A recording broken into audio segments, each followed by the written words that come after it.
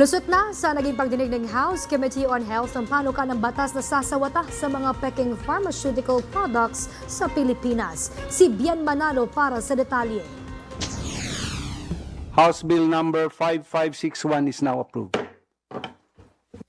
Inaprubahan na ng House Committee on Health ang House Bill 5561 o ang panukalang batas na magpapalakas sa regulatory system ng Pilipinas sa pagsugpo ng mga counterfeit o yung mga peking pharmaceutical product at pagpapataw ng parusa sa lahat ng lalabag dito.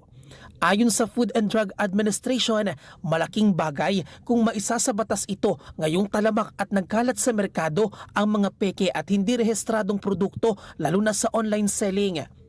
Palalakasin din nila nito ang kanilang regulatory and enforcement capacity. Sa tala ng ahensya, umaabot sa 254,000 applications ang kanilang ipinuproseso kada taon sa lahat ng regulated products. Mayroon silang nasa 250 technical evaluators na may 1,000 aplikasyong sinusuri bawat isa. Mayroong 248 inspectors ang FDA na nakatoka sa monitoring and post-market surveillance sa buong Pilipinas at halos 30 regulatory enforcement unit officers lang ang nakatutok sa mga establishmento, warehouses, ports of entry, mga laboratorio at maging sa online platforms.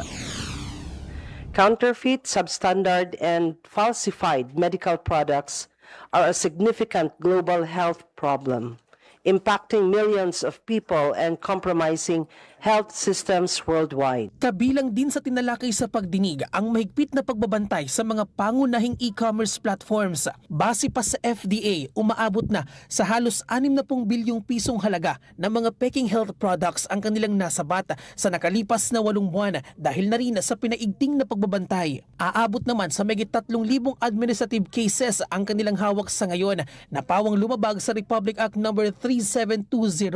Sabi pa ng ahensya, sa mga kasong ito, wala pang nakukulong matapos na makapagpiyansa sa korte na aabot sa 50,000 piso hanggang 5 milyong piso alinsunod na rin sa naturang batas. Dahil dito, iminumungkahi ng FDA na mas higpitan ang parusa sa lahat ng lalabag kasama na ang pagkakabilanggo.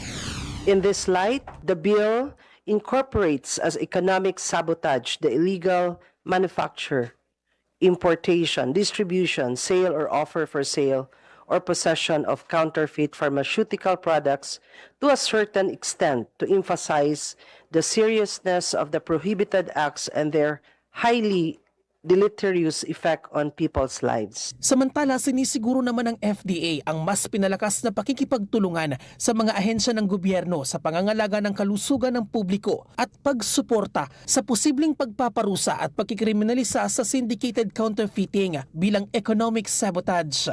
Para sa totoong balita sa Bagong Pilipinas, Bien Manalo, Congress News.